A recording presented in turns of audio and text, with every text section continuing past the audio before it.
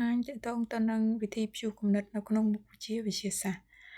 ចា៎ជាងយើងមកមើលថាវិធីព្យួរគំនិតតើវិធីព្យួរគំនិតគឺជាសកម្មភាពបែបណាគេថាវិធីព្យួរគំនិតគឺជាសកម្មភាពសម្រាប់ដោះស្រាយបញ្ហាជាក្រុមដ៏មានប្រយោជន៍និងមានប្រសិទ្ធភាពដោយមានការចូលរួមគំនិតជាច្រើនពីសមាជិកនៅក្នុងក្រុមចា៎សម្រាប់វិធីព្យួរគំនិតនេះលោកគ្រូអ្នកគ្រូអាចធ្វើសកម្មភាពជាបុគ្គលក៏បានជាដៃគូក៏បានជាក្រុមក៏បានអញ្ចឹងលោកគ្រូអ្នកគ្រូអាចបត់បែនទៅតាម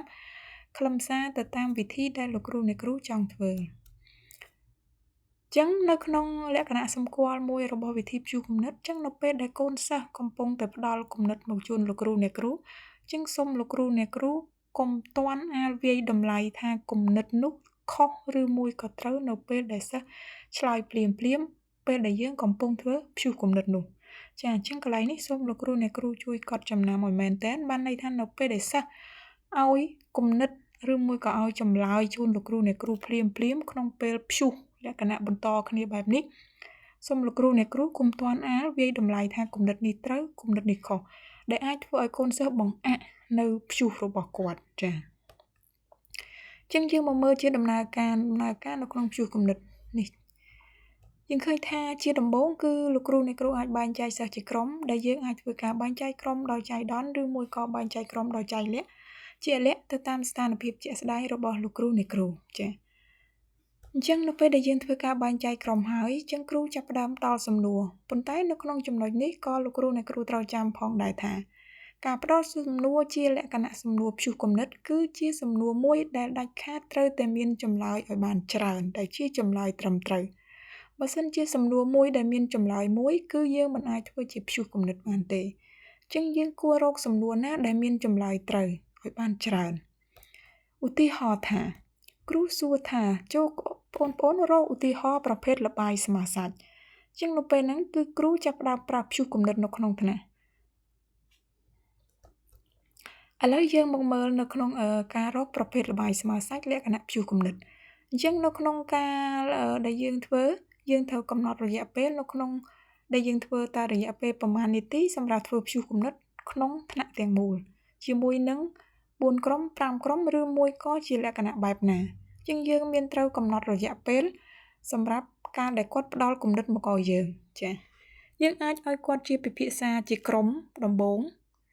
ក្នុងមួយរយៈពេលណាមួយសិនបន្ទាប់មកចាប់ផ្ដើមឲ្យតាមក្រុមនីមួយរាយការណ៍ទៅលើលទ្ធផលដែលគាត់បានពិភាក្សាគ្នាចា៎អញ្ចឹងនៅក្នុងពេលនេះគឺគ្រូត្រូវកំណត់ចំនួនថាក្នុងមួយក្រុមតើត្រូវយកគំនិតចំនួនប៉ុន្មានទៅលើចម្លើយមួយនេះអញ្ចឹងក្រុមទាំងអស់អាចពិភាក្សាគ្នាហើយនៅពេលដល់ម៉ោងកំណត់គ្រូចាប់ផ្ដើមប្រមូលគំនិតទាំងអស់នោះដាក់នៅលើក្តារខៀន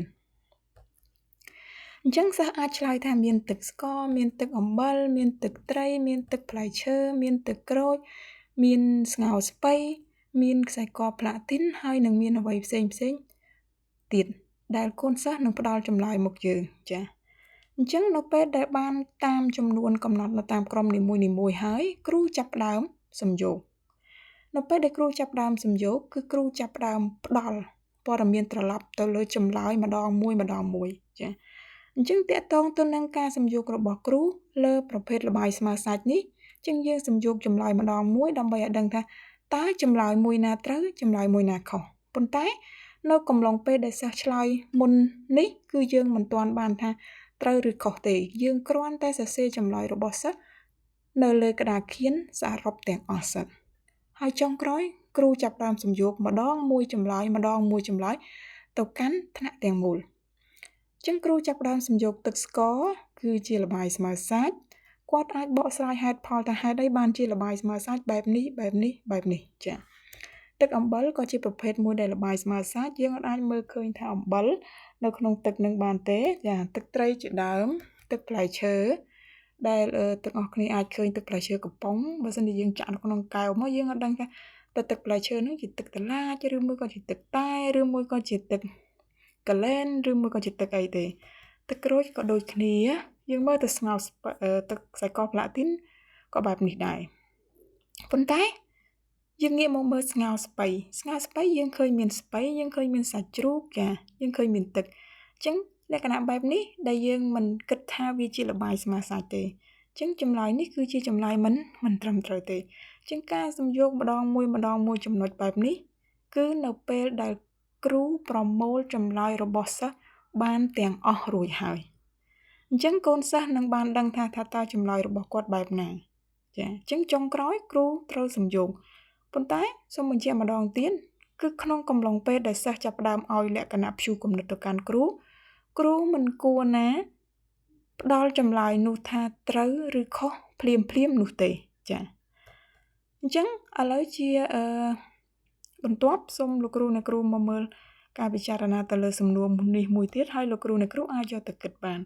ថាតើវត្ថុអ្វីខ្លះជាឧបករណ៍ប្រភេទខ្នោះទី1ចាអញ្ចឹងសូមលោកគ្រូអ្នកគ្រូសាកល្បងរកចម្លើយមកមើលថាតើឧបករណ៍គេខ្លះដែលយើងចាត់ទុកថាជាប្រភេទខ្នោះទី1ចាហើយមកដល់ត្រឹមនេះការបង្ហាញតាក់ទងទៅនឹងពិធីព្យួរគំនិតក៏មកដល់ទីបញ្ចប់ផងដែរសូមអរគុណលោកគ្រូអ្នកគ្រូទាំងអស់គ្នាដែលបានតាមដានស្ដាប់និងទស្សនាទៅលើការបង្ហាញ slide របស់នាងខ្ញុំចាសូមអរគុណសូមជម្រាបលា